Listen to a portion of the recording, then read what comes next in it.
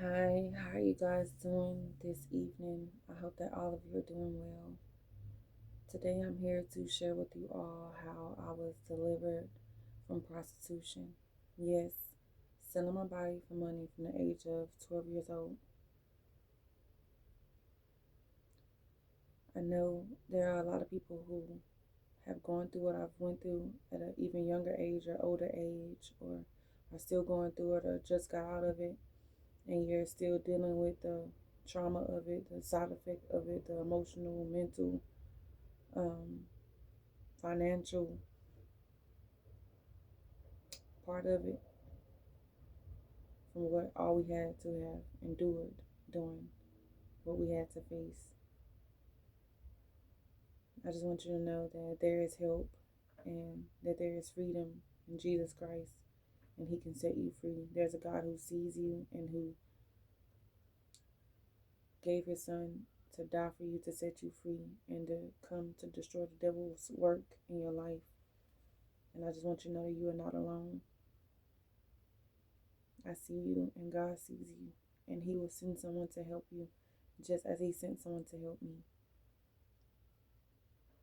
So it all started when I was 12 years old, after I had lost my virginity. Some months after I lost my virginity, I had already been exposed to, you know, through molestation through my stepfather, from the age of 7 to 9. So that was already a part of my life. Older men um, doing things to me. But this particular day, I was walking home from school, tired and hungry, and this man saw me and he stopped me and he asked me if I wanted a ride. And I told him yes without any hesitation. Because I'm in my neighborhood, I thought he was just being nice. I didn't think anything of it. And he then asked me if I needed something to eat, and I did. So I told him yes, and I told him as long as he bring me back home. And he said he would. He took me to go get something to eat and brought me back to my neighborhood where he found me walking. And I made him take me 3 streets before my house because my dad was abusive, and he also had cameras all around the house, and he was also a cop. So I didn't want to get in any type of trouble. So, and three of my relatives stayed on the same street. So that would not have been good for me. So as I'm getting ready to get out of the car, he then proceeds to ask me, "Whoa, whoa, whoa, whoa, what you doing? Where you going?" I'm like, "I'm going home. My house is right here."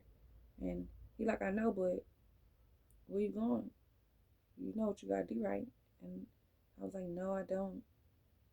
And he told me basically that I had to give up my body, and as an exchange, as a thanks for whatever he just did for me, as if I asked him to do any of those things for me. But little did I know, I asked for it the moment I got in that car. And me already experiencing physical and sexual abuse, I didn't want no problems. I was scared of what he might do if I told him no, because I witnessed that being with ride alongs with my dad in his cop car and seeing it on TV and experiencing it before. I didn't want to get raped or beat. I just wanted to play nice, do what he asked me to do, and get up out of there. So I did what he asked me. He gave me money, to my surprise, money that I needed desperately because of my living situation at home. And he left, and I walked home, didn't think nothing of it, and went and took a shower. Thank God my daddy was not home that day. So little did I know that one day will open the door to be my life. And it seemed like that there was some type of magnetic pull on me that would just attract men and women, cousins. My brother slept with me, cousins, women, men, in the store, corner store, grocery store, sidewalk, walking from school, walking home. It didn't matter where I was. Somebody always wanted my body.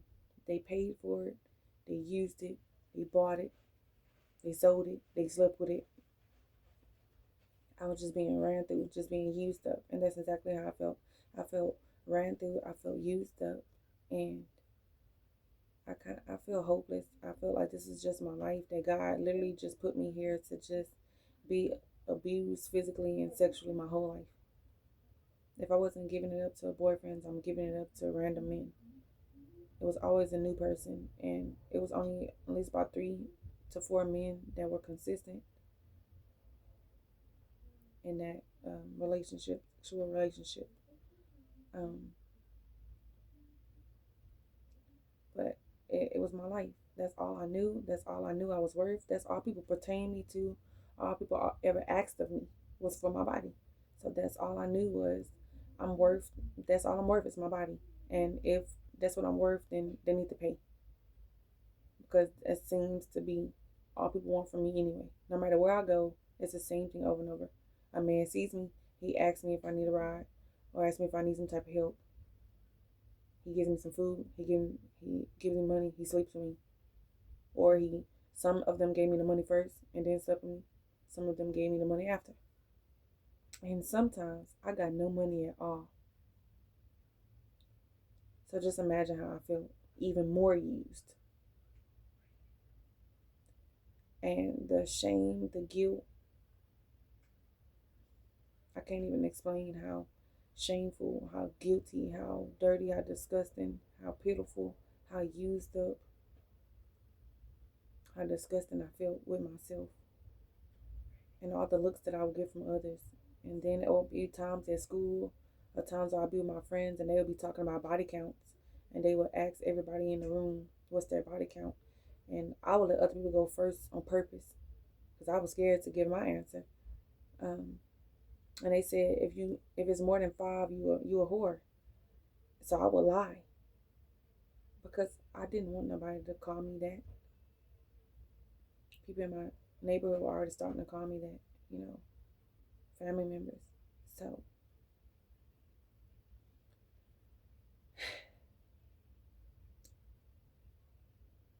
and it just kept happening from the age of 12 years old till I was about 23, 22.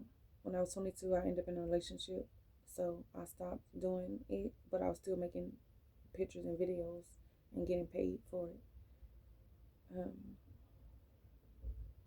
And I just knew that there was no way to stop, because no matter how many times I stopped, I would end up right back in it. I would always end up with a need, and it will always be met with my body and money. That was my way of paying bills, providing. That was everything. That was all I knew. And I knew I needed to change. Everybody kept telling me I need to change. I need to stop. I need to go get help. I need Jesus. I need to go to church. But no matter how many times I went to church, nothing ever happened. I never got any type of change happening in me. I was always the same. As a matter of fact, I was even worse. Every time I would get worse, I would get even worse. It would get even worse for me. And I believed that God could help me. I just thought that this is how I am. He knows how I am. And one day he'll change me when he's ready. I didn't know anything about God except that he was merciful, that he was gracious, and that he sent his son to die for my sins. I knew nothing else. And there was just one day, several times that I would look in the mirror while I'm having sex with a man. He's on top of me, I'm on top of him. And I would just be crying. Just tired, just saying, God, why do you keep having me here? Look at what I'm doing. Look at how I'm living. Look at what I keep doing, what people keep doing to me, what I'm going through. Why do you have me here? And I tried to commit suicide several times, but someone always interrupted me. And I felt even worse. Like, I don't even have a choice to leave this place. I have to go through this. I have to keep doing this. This has to keep getting done to me. My own brother, stepbrothers, stepsisters, cousins, uncles, stepdaddies. Like, this all I'm worth? This all I'm here for? This is what you put me here for? To just be abused sexually and physically by men, by women. And I was just overwhelmed. I was tired. And I begged God to help me. Didn't even know if he heard me or not. But I knew that he got me out of plenty of other situations, that he can get me out of this one. I just didn't know how or when. Until one day he met me in the same place where I used to show off my body, sell my body, have sex, in the park. He then sent me my redemption. He sent me my deliverer. His servant, Deborah Tonleke, of City of King Jesus Ministry on 9920 West Park Drive, who happened to be there at the same day as me. As I was leaving, a voice told me to sit down. As she had already left and packed up in her car, a voice told her to go back. We ended up meeting eye to eye. She asked me if I knew Jesus, if I believe in Jesus. I told her yes, and I told her I was actually looking for a church. And she gave me her flyer. I began going to the church, opening up, sharing my testimonies, and she then did a deliverance on me. And the desire to have sex went away. The desire to sell my body went away. The magnet attraction pull that I had on me that would just draw people to me sexually was over. I would still get looks every now and then, but when they would look at me, they didn't see it in my eyes or on me anymore, and they would just walk past me. Some people just didn't even look at me, and I knew it was finally over. But that ended up giving me low self-esteem, which is another story. But I was finally happy that I no longer had to live that life, and God is providing for me without me having to use my body. It's been over 5 years that I've had sex, over 5 years that I've sold my body for money. And I'm just here to tell you today that that same God that set me free can set you free. You are not too far gone. You are not unlovable, unchangeable, unredeemable. You are not useless. You are not washed up. You are not your body. You are not your body count. You are not your looks. You are what God says you are. And I don't care what nobody thinks of me. I'm sharing this because I know that it's going to touch somebody else's life that may be going through the same thing that I have went through, or even worse, or is still going through it now. I am a new creation in Christ Jesus, according to 2 Corinthians 5 verse 17. And I have been redeemed. I have been set free by Jesus Christ. And I'm free indeed, according to John 8 verse 36. I no longer live that life. God is no longer concerned with that life. I'm no longer looked at that way or talked about that way. I'm no longer a whore. I am a virgin to God. I'm fresh, untouched to God. And if he can do that for me, he can do that for you. No matter how many men you slept with or how many women have slept with you, whether you're a man or a woman going through this, prostitution, sugar daddy, escort, trafficking. I've been through everything but trafficking. But I'm going to tell you how he delivered me from that. But that's another story for another time. I just want you to know that I'm here for you. You are not alone. And there's a God that loves you, that sees you, and will meet you right where you are. The same place that I was doing my sin is the same place that he came and redeemed me. If he can find me in the park, he can find you in that bedroom. He can find you in that car. He can find you on the side of that building. He can find you on the sidewalk. He can find you in your school. He can find you anywhere.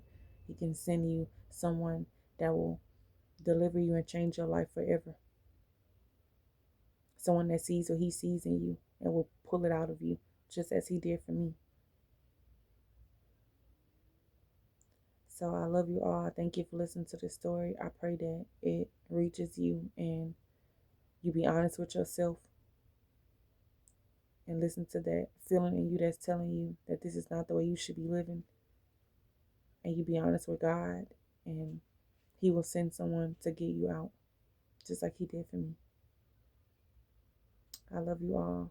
May God bless you all. And have a wonderful day.